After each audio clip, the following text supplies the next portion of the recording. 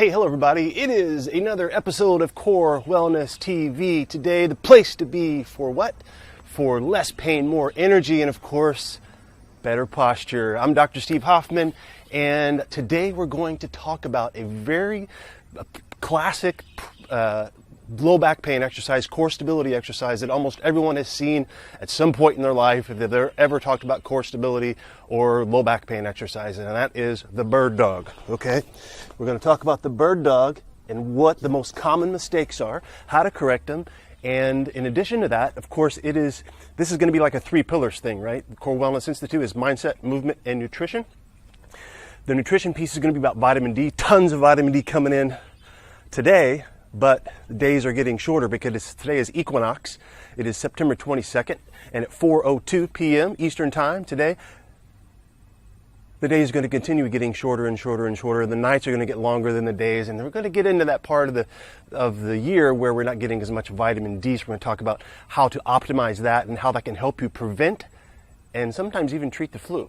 So we're going to bump up your immune system, and then the last piece mixed into this, we're going to talk about a little bit of mindset piece, because how to stay motivated is basically what this is going to be about. We're going to integrate that in.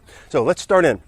Before we start, hey, every episode of Core Wellness TV is sponsored by the CoreWellnessInstitute.com, and that is the place to be where I show you how to reverse mindset, movement, and nutrition stresses in your life that create the crossed posture syndrome of unhealthy aging. It's the same program that I took hundreds of people through in my office, but instead of paying thousands of dollars, traveling thousands of miles, you can jump in today for only $1 a day at the charter price, okay?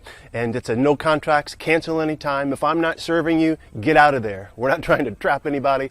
I want you to get in there, and you can even try it for 30 days, right? And if you don't like it, if you don't think it's for you, not getting any benefit out of it, let me know. Money back, no harm, no foul. Cool? All right, so that is at reversecpsnow.com, and that's where you can enroll and learn everything you need to know about CWI. All right, so on to today's content. Classically, here's the number one mistake, and I'm going to show you why this little bottle here is important, okay? The classic mistake is if you reach opposite arm and leg, and what you'll see most of the time, I see people doing this in the gym all the time, and you'll see the slug, they'll let this go, and they'll let this go, and they'll be like this, okay? Now, that can actually cause more stress in your shoulders, and if you have a low back facet problems or stenosis, that's actually going to make your back worse. So the biggest key is, number one, is when you reach, you always find support and push away from it. That'll automatically bring you into a better place, because innately that's how we developed as infants. We just found support points, pushed away from them. You can also imagine that your head is a support point. It's pushing away from something. And when you reach, you can imagine your foot is pushing away from something. I like to have people imagine that they're pushing away with their 3 pillars of their feet straight back, and they're pushing away this way, and they're pushing away with their head, and like Indiana Jones, like the walls are closing down on you, and you're pushing them away. That will automatically make the correction, okay? Now, so when you do that, that automatically helps you activate your core, because the biggest mistake I see is people allowing their front support zone to sag. Whenever you lose your power this way, you lose your core.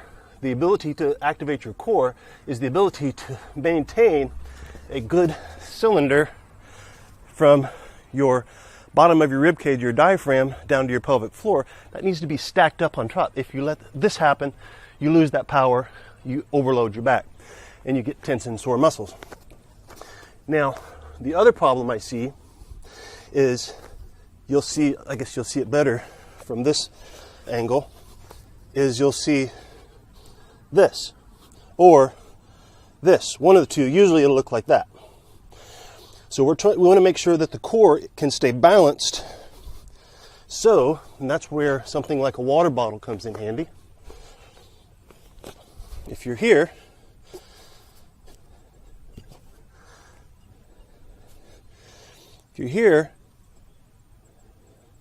and you start to do this number, and the water bottle falls off, that's immediate feedback.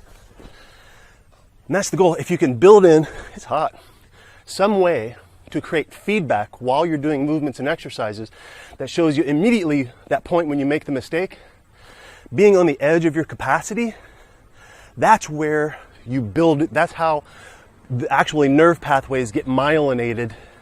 A movement program gets solidified and myelinated when you stay at the edge of your capacity and you always make a mistake. And then you recover. You make a mistake, you correct. So it's important to be at the edge of your capacity. That's the mindset piece, right? You always want to if you do something, if I've done this exercise 1,000 times, I'm not going to be getting much out of it besides maybe just some maintenance. I'm not going to grow and really myelinate that pathway. So once this is really easy for me, okay? Once this is really easy for me and I can do 10 of them each side, no problem. That's too easy. We always have to stay at the edge. So what do? What's the next thing if this is too easy for you? Lift up your back leg. Now, you throw challenge into it, and that's another way to get immediate feedback. Oh, as soon as you make that little shimmy, that little shimmer, you're getting immediate feedback. That's how you stay at the edge of your capacity. Now, what benefits? I think everybody should do this every single day because it is important for lots of reasons. One is to make sure you can differentiate the movement of your hip from your core, okay? So you get your core activated, right? That means you pressurized your container and you can breathe into your hands like so, okay? You can manage intra-abdominal pressure and breathe at the same time. And then we can get the shoulder moving independently and the hip moving independently. What happens is we get in brain traps where the whole body moves, but we need to be able to stabilize the center and move the extremities independently. That means you have to activate, yes, your glutes and your hip extensors are really important because your hip extensors, your glutes, they're the main stabilizers for your knees. If you have knee problems, this is great for you. If you have hip problems, had a guy came in yesterday, bilateral pain in the front side of his hips, and I had him do a abduction test where he lifted his leg up to the side and he kept wanting to do it by turning his foot out like this. So he was using the front side of his hips, and namely the TFL, to do most of that lifting. And that's where he was having all this pain. Excuse the sweat dripping. It's like 90 degrees. Welcome. Summer's still here, right? So what we did is I just had it, listen here. We need to activate the backside of your hips to balance out this imbalance you have, because whenever I would lift him, whenever I put him here, he couldn't hold that. He would immediately do this. See that? So he needs to wake up the backside. That's what this does. Wakes up the backside.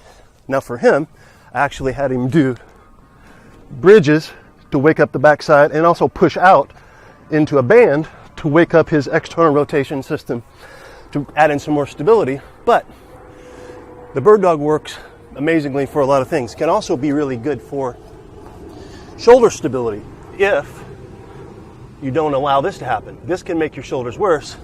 This can really make your shoulders a lot stronger and better, and can help you reduce neck pain as well, because if you practice doing this and staying long, you're grooving in a good pattern where your neck muscles are lengthening and decongesting rather than being compressed.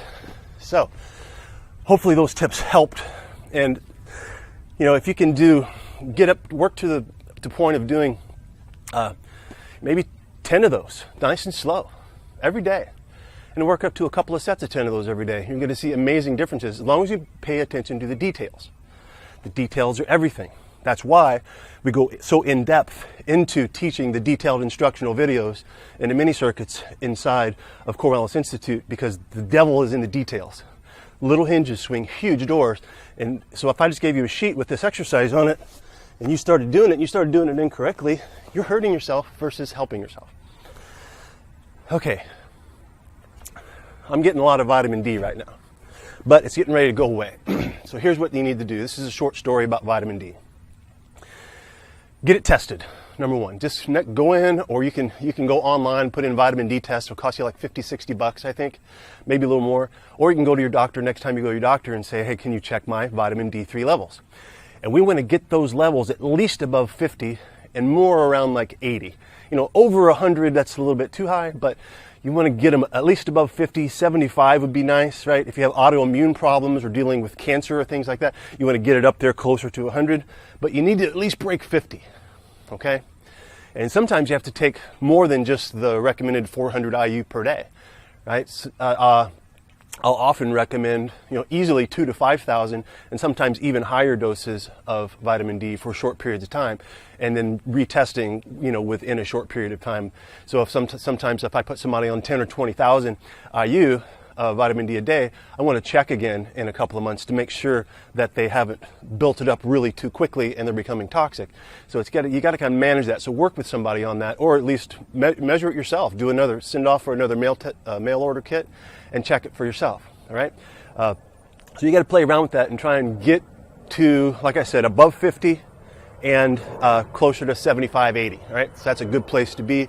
And the reason is this stimulates for a lot of reasons, not only for bone health and being able to keep and build strong bones, it's also for your immune system and inflammation. There's lots of reasons, but today I'm talking about I'm talking about the immune system because we're heading into the shorter days of the year. Flu is going, as the sunlight goes down, the flu epidemic goes up.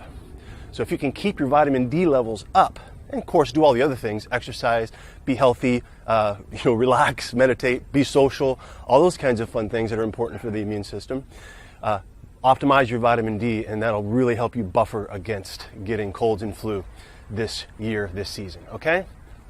Hey, guys, thank you for being here. Hopefully that helps. Implement the bird dog into your daily life, daily routine. Think of it like there should be some movements you do every day that are just as natural as brushing your teeth.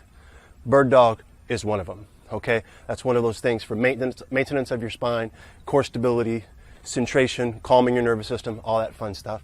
And hopefully we'll be able to see you inside the Core Wellness Institute. That's at reversecpsnow.com is the information on that. And I will see you guys later. If you have any questions or comments, and if you're on YouTube, make sure you visit us over at the blog, and that's where all the communication happens.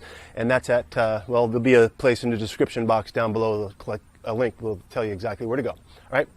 Guys, again, thank you for being here. Thank you for coming into my backyard today, and I will see you soon. Until then, keep thinking good thoughts, eating good food, and keep moving like a child. Bye-bye.